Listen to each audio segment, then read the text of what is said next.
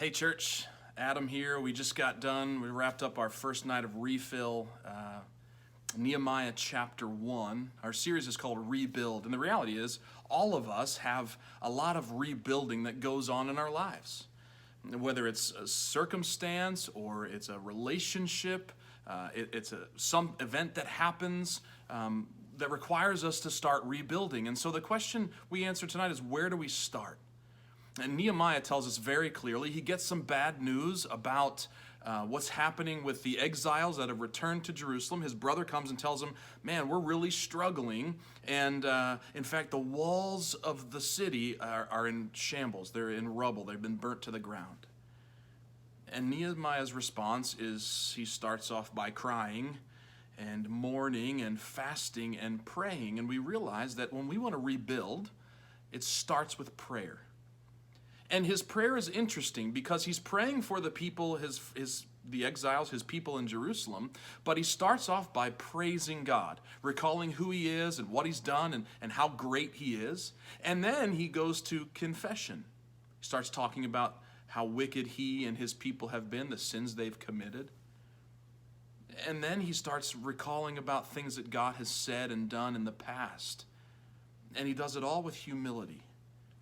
And I think that's where we need to start. When we know that rebuilding in our lives needs to happen, it starts with prayer.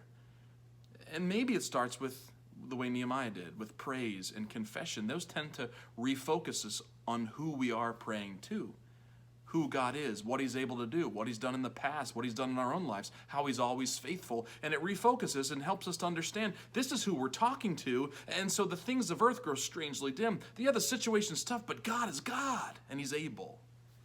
And he ends with this prayer. He says, God, grant me your favor. Grant me success. Grant me your favor in the presence of this man. I was cupbearer to the king. Nehemiah's plan was, I'm going to go talk to the king about the situation and see if we can't get something done. He made a plan for how to deal with the circumstance, but it started with prayer. And I think that's where we start. And so wherever you are, rebuilding sometimes in small circumstances happens every day, but all of us have rebuilding going on in our lives. And I think the best place to start is praying, to follow Nehemiah's example and to pray, to go with confidence to the throne of God and receive grace and mercy in our time of need.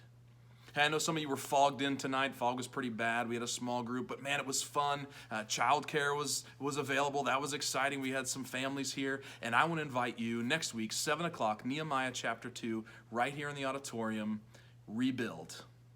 We'll see you next week.